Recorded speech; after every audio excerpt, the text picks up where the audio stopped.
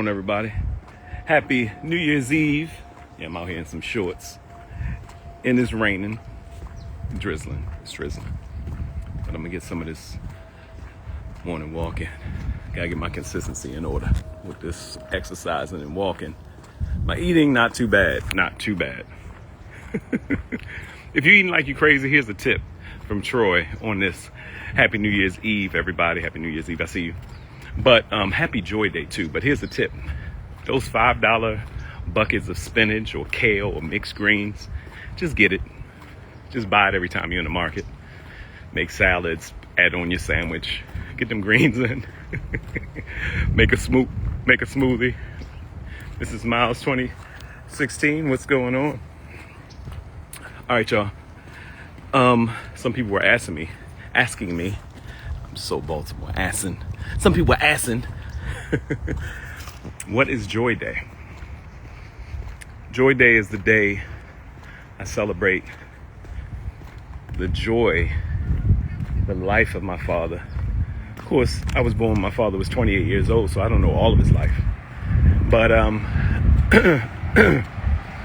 certain things, I don't know why I did that. I've been talking all morning and haven't even drank any water yet. I'm trying to swallow some spit. Celebrating the life, love, legacy of my father, which to me, and it's funny because at the age of 50, I understand him more than I ever did when he was alive or when I was younger, when we was in the same household. But he was a joyful guy. He spread love on a regular basis. He was a gentleman. He was an amazing fine artist. He had, to me, and it's funny, I talked to this veteran actor, forgot the brother's name, but he used to be in all those shows like Different Strokes and Silver Spoons, black guy, lives in Burbank. And I was talking to him one day about how my father, I feel like there were so many things in him that he didn't get a chance to do. And you know, he just seemed like it was wasted talent. Like the sunny wasted talent. Bronx Tale folks know what this is. He was like, your father didn't waste his talent. Your father did what he was supposed to do. And I'm looking at him like, first off, you don't know my father. But I understood what he's saying. He was like, you don't know what a person is going through. You don't know what a person does. You don't know how much it took for him to get up every day. And he still spread joy and love. You knew he was a fine artist, so you saw him do art. My father used to help me with the projects he could. My school projects was off the hook. That's why I love being a vampire on like Halloween and stuff. My father took it too far. He made this scar on my face for Halloween that was pussing and oozing. I was like, it's a little much for elementary school, Dad. No, they're going to get it. But Harold DELROY Rawlings Sr.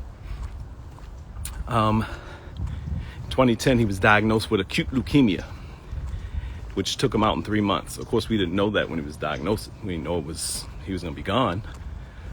But what I did know is that any questions I had, hey, Casey Amos, how are you, brother? How you feel?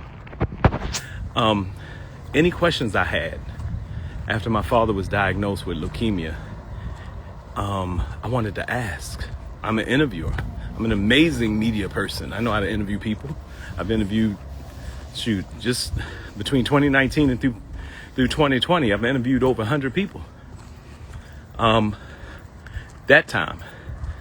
But this was 2010. My father was in a veterans hospital.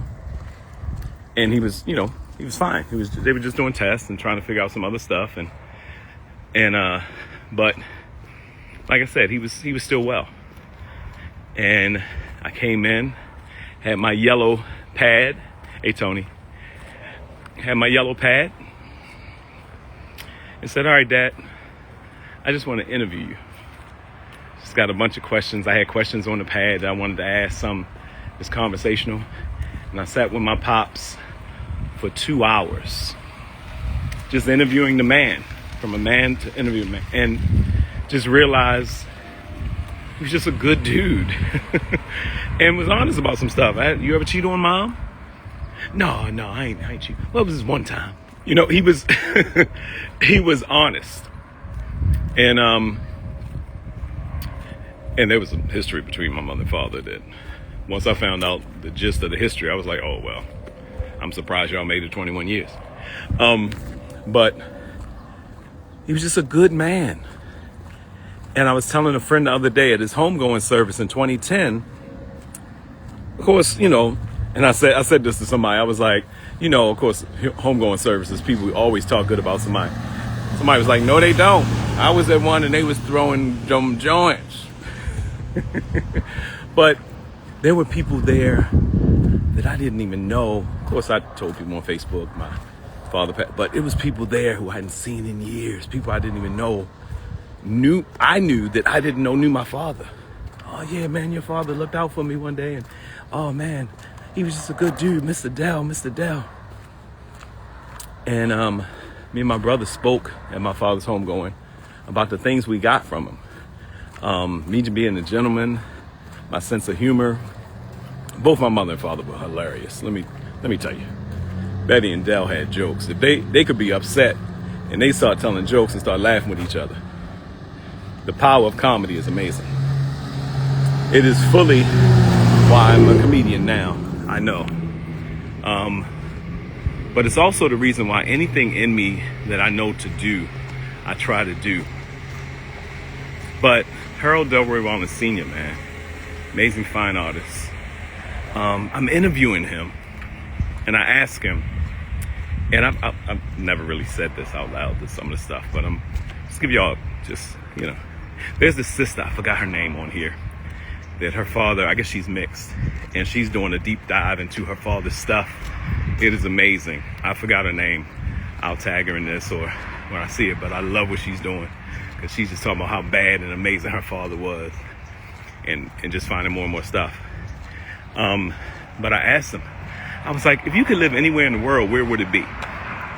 And without blinking, my pops was like, Germany.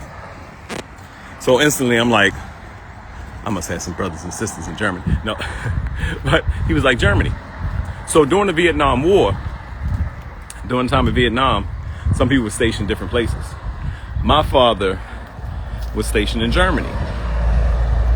But here's what's funny, if people didn't know me, my father said he loved Germany, the people, the energy. He also went into talking about how he had started his own radio show in Germany. Hey Faith, how are you, baby? He had started his own radio show, hey Mo, in Germany. Now mind you, coming up, late 70s, 80s, 90s, by the 90s, mid-90s, my parents was pretty much on their own thing. By the time I was 14, they were gone. They were addictions and everything else, they was out of the house. But I had always wanted to do radio. I always had a passion for radio. For some of y'all that tuned in, if you look at the post, big shout out to Danny Morrison and the crew at KJLH. If you look at my timeline, tagged up there, I was at KJLH the week before Christmas. And just doing radio. I love radio. I always do radio. I started my own radio station here. I teach people podcast and radio etiquette, how to do monetizable radio shows and everything. Happy New Year, Mo. But he tells me, and I'm listening to these stories. I'm listening to the fact that when he was in like the 8th grade, the people from his school and this other affluent art school in Maryland came to talk to my grandmother about my father getting into this art school because he was that good at art. And he's one of 8. And he said my grandmother's answer was like, oh, we just can't afford it. And I watched my father in 2010, 64 years old, look at me and just what's so funny is no matter how old we get, if there's something in our life that's a pain body, a trigger, if there's something in our life we're sad or happy about, when nostalgia kicks in and we think back to it, it's almost like we go back to that age. And I could look at him and I could see that young man like, They could have afforded it. And that's what he said. He looked down, and I could see the different places in his life where he felt like there were blows that may have propelled him further. But I also realized that life is about perspective. So a big part of it is that it's not just, it's 20% of what we go through, 80% of how we see what we go through, how we perceive it, how we perceive the person. What's up, B? Happy New Year's Eve. Happy Joy Day. How we perceive it. So as I was sitting and interviewing my father, I'm seeing his reactions to certain things because I'm not his son sitting in front of him right there. I have a gift to create a great atmosphere where people feel comfortable. That's why Taboo Talk is so successful. That's why I can interview people on a Skype and they'll say things that they may have never said before in their life. Or on an Instagram Live, like you see me sitting there talking to Sally McMullen. Amazing sister. That's a great interview. Check out part 1 and 2 on the timeline. But I'm interviewing Dad. And he talks about Germany and the radio show he's doing. And the fact that they let him do this radio show and produce it, and he loved it. And my father would always say, man, you're doing everything. You're doing everything I wanted to do. And I'm like, you wanted to be a comedian? You wanted to act? You wanted to... And as I got older, I realized he was just saying, you're doing life. Like, you're taking chances. Like me moving to California, you're like doing it. You're going out there. I'm proud of you. That picture you see on the timeline of Facebook with me, my father, my brother, was from one of the comedy shows I produced at the Lyric Opera House, where I was hosting and doing comedy. And I'm talking about my father and mother on stage, and people laughing and stuff, and I hear from the crowd say, stop talking about me. I said, it's true. It's true how I caught y'all having sex. But now people say you get it naturally. I guess that's the right street. Oh, this rain feels amazing. But Antonio, what's going on, my brother? Happy New Year's Eve, happy Joy Day. But I say this to people that I don't like always using the word closure. I think sometimes it has a negative connotation, like you don't need closure for everything to move on with your life. I just want to get some closure from this relationship. I just want to get some closure from my parents so I can move on. No, baby, just start moving on. Because you may never get it. You may never hear the words. It may not be enough questions. But I was blessed to have a chance to have my heart filled by the time I spent with my father, realizing at that point in 2010, which is 15 years ago, I was 35, how, because I've only been in California for 2 years when my father passed away. And I tell people this sometimes and they look at me like, within the first 3 years of me living here, 15 people I knew passed away, including my father, close to me. And it wasn't anything, it wasn't like murder, especially being from Baltimore sometimes. It wasn't murder. I think the most violent one was Rudy Rush died in a bike accident. But I say that to say, one, life moves on. But my perspective wasn't that, oh man, who's next? My perspective was, oh my goodness, I'm here for a reason.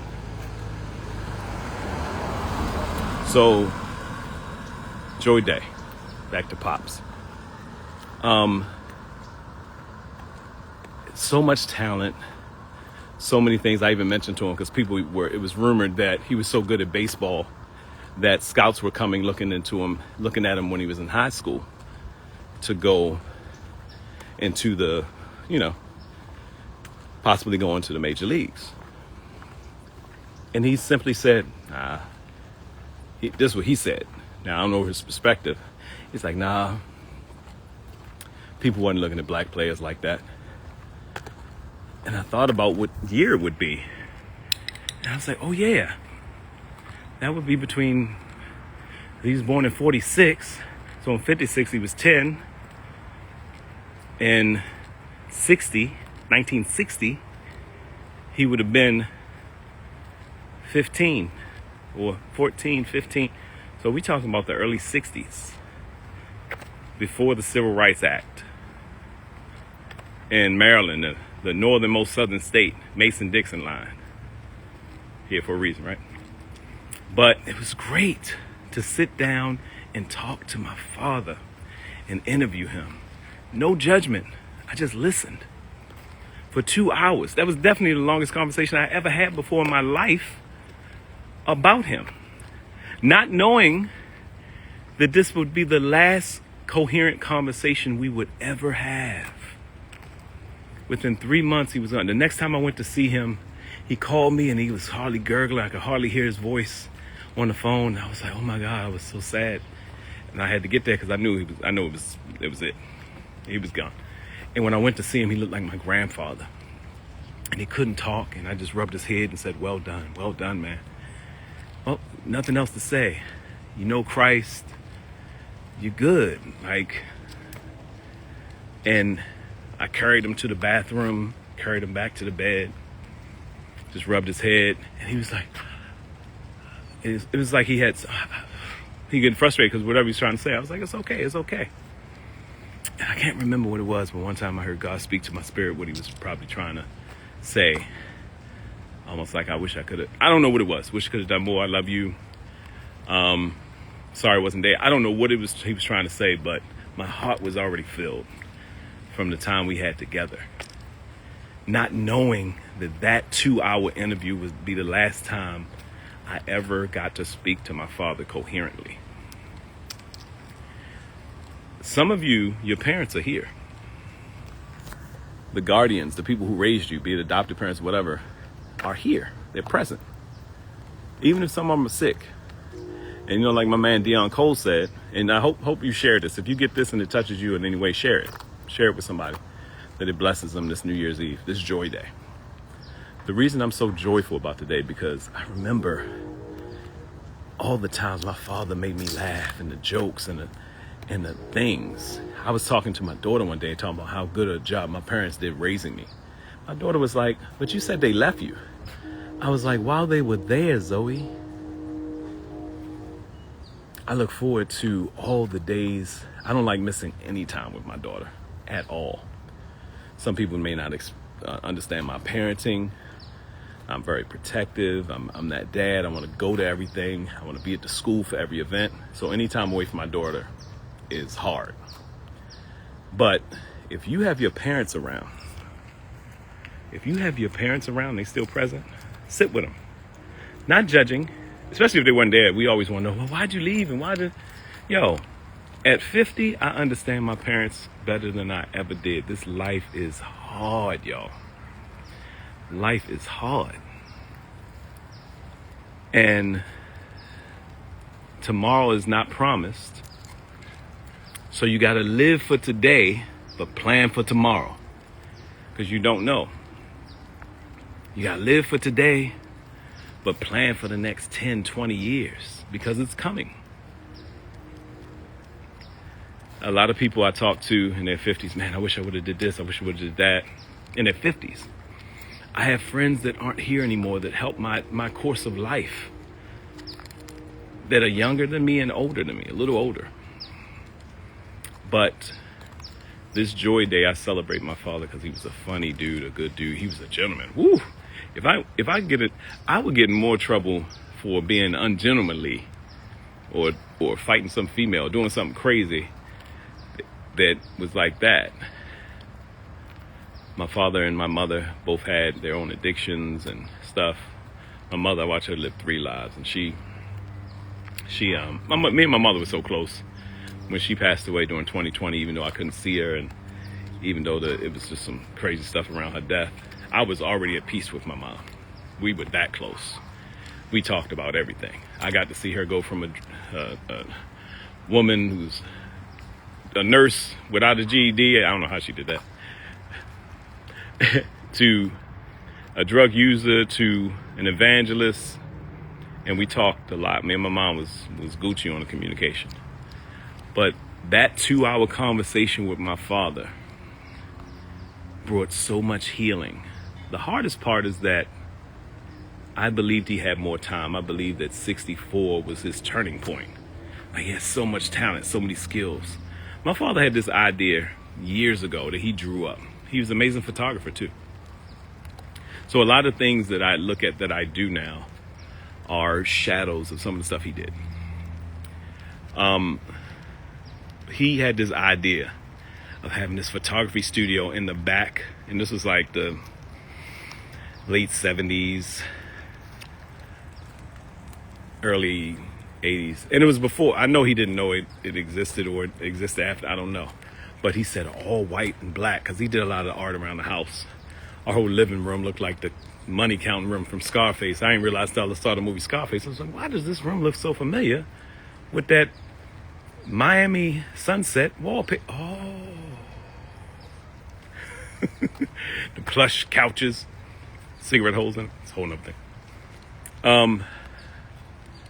But he had an idea for this photography studio in the back of this boutique, where one side of the boutique sold all white clothes, the other side sold all black clothes, and he had a photography studio in the back, and he drew it out. White House, black market. Great ideas, you know? Great things. So while I'm here in this life, and I look forward to doing in this next year and the years to come, as I'm building out Mr. Rawlings neighborhood and some other things. I will never let go of the things that I love doing. Hey, Ben. And pray you share with this somebody. But for anybody that still has their parents, especially for those folks that are scared to ask their parents, I don't know nothing about my mother and father. If you're single and your parents still together, sit down and have some intimate conversations about, hey, what kept y'all together? How'd y'all make it through this? What was this? What was that? Even though times have changed. But if your parents are still here, take a minute to find out who they are as the people they are.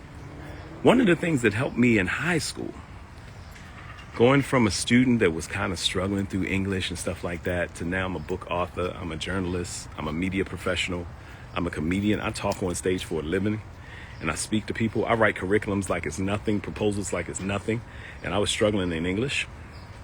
For one, I was working since I was 12, so that pulls on you too. But it wasn't until later on that an English teacher named Miss Gill in Milford told me I was gifted in writing. And she told me, she said, no one's told you that? And I was like, no. She was like, so if I told you, it wouldn't make a difference. Into the Maryland State Writing Contest. And I won second place, and it changed my mentality. But I remember starting to see my teachers in high school as the people they were, because I started having conversations with them outside of class. They started talking to me. And that's probably why I love the interview factor. And even in elementary school, I remember interviewing my granddad for a project and did the whole theme music for the show. Hey, how are you? All that stuff. But on this joy day, I would say spread some love, I got some water and some coffee in me, because my voice is starting to sound oh yeah. If your parents are still here, take some time, sit with them, get yourself a yellow pad out, and they can be like, what are you doing? I'm just here to talk to you. Don't even think I'm your son or daughter. I just want to learn some life from you while you're still here. They may be like, I ain't going nowhere. Oh, you know what? I'm doing all this coughing and stuff like that. I'm outside. I'm like, I need some water. But you know what? I am old school. Or new school. Which means I keep a water bottle in my truck.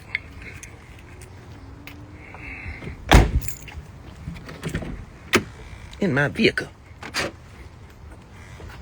I'm sitting there like, I need water. You know, people like, I'm all right. That's one of the funniest things ever. Hey, Lazarus, how are you?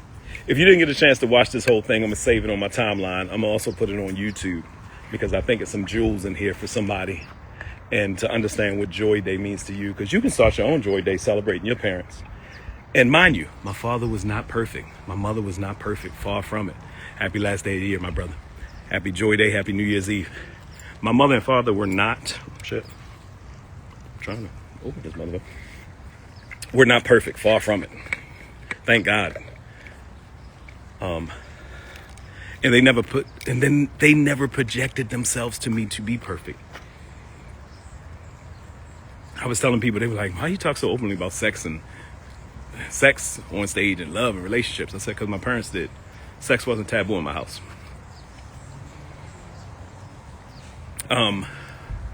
Which helped me see them differently. I remember being like 6, and my mother, and I hated smoking and cigarettes and all that stuff. Cut too, I like cigars now, even though I'm cutting it off. I'm really cutting it out because it's not healthy. No matter how much I love it, I know I need to chill out. Plus, I don't like the smell of cigar smoke outside of a cigar lounge. It is what it is. I'll try to be here for a while.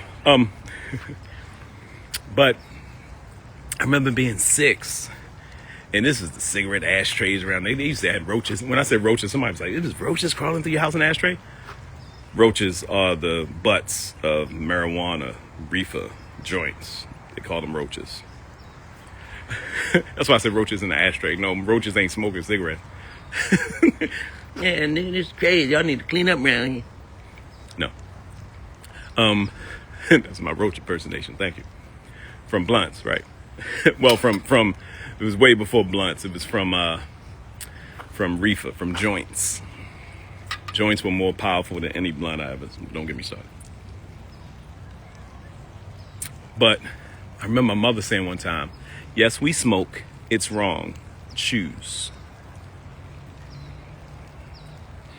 That's pretty much how my parents were. And good and bad and different. Now, don't get me wrong. When I was younger, it was certain times, but it was certain things that they didn't hide a lot of stuff.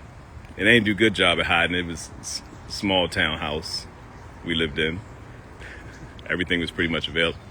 Then when they started leaving me home alone, it's nothing to find my father's stash of Playboys, Blacktails, Penthouse. I forgot how it went. It was an order. Playboys was at the top. It was like, oh. But then Blacktails stuff at the bottom. Woo! What up, bro?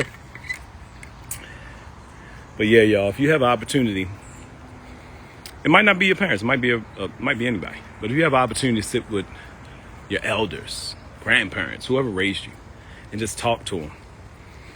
I remember, I wish I would have spent more time talking to my grandparents while they were here too. I wish I would have had a chance to introduce my daughter to my grandfather, my mother's father, before he passed away at 96, because she would have got a chance to meet her great grandfather. My daughter hasn't met any of her grandparents; they're all gone. But my grandmother told me a little bit of history that tied in a lot of stuff. I ran into, and I'll get out of here with this because this is just some other stuff. I remember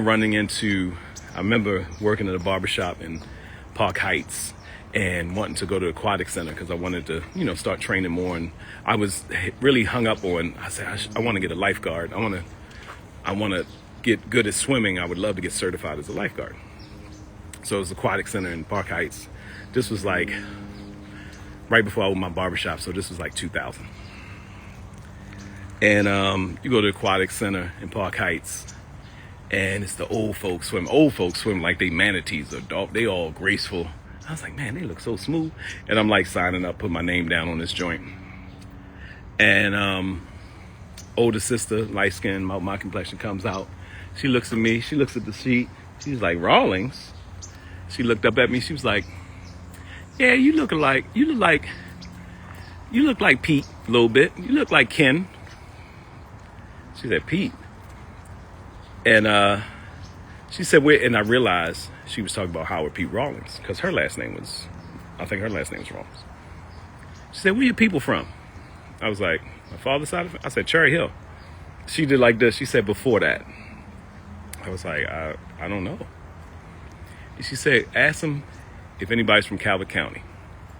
And at the time, every now and then, I cut my grandmother's hair. So I was over there, and my grandmother wasn't really mobile as much. My grandfather had already passed away some years before.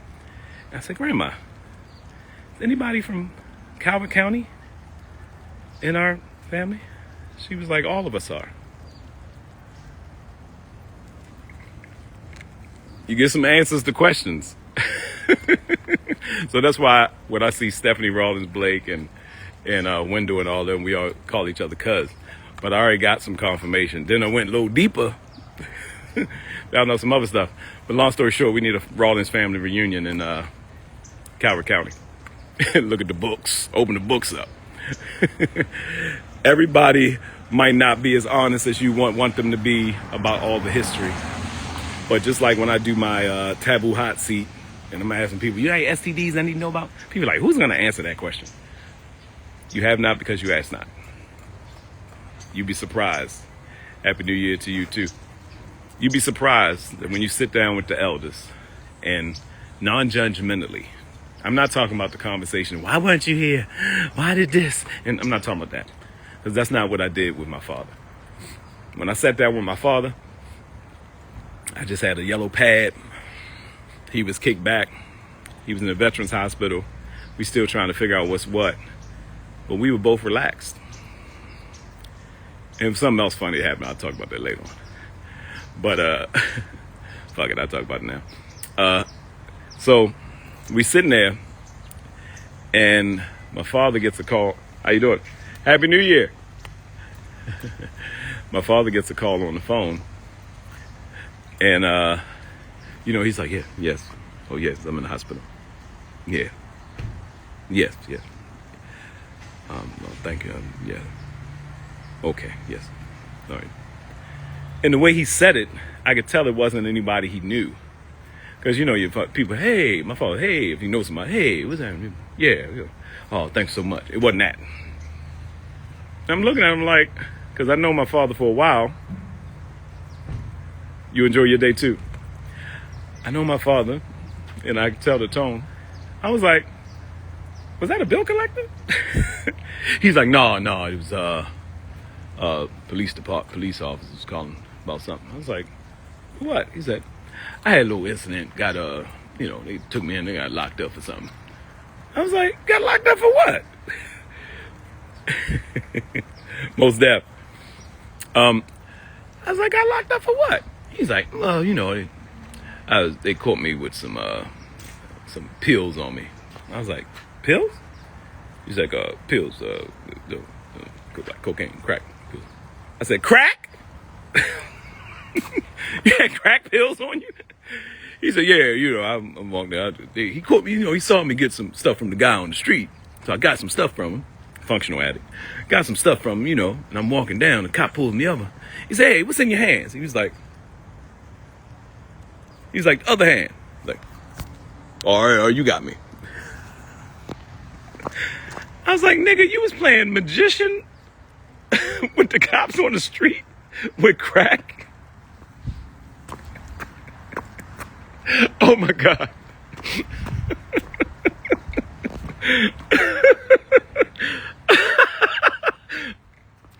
And I couldn't do nothing. And like I'm laughing now, I was laughing in there and we laughing. But it was I was just having a conversation with my father. And the stuff he was able to pour in was healing. That conversation was enough to heal decades of hurt. And the Magic Crack Man, to this day, I lose that on stage. But when I tell you that one conversation was enough to heal decades of hurt. If your parents, if your grandparents, if whoever raised you are still present, or just the aunts and uncles that may know some history, sit down with them, grab a yellow pad, cross your legs, get some wine or coffee or tea, and say, hey, you got some time to rap? Because back in the day, all our elders had was time. When we went over my grandmother's house or they went over aunt and uncle's house, and I'm like, oh man, we're going to be here for some hours. As kids, you didn't understand. As adults, we should understand. Take some time to talk. Put the phone down. Turn the TV off. Turn the TV off. I love y'all. Happy Joy Day. Happy New Year's Eve and happy 2026. Talk to y'all soon.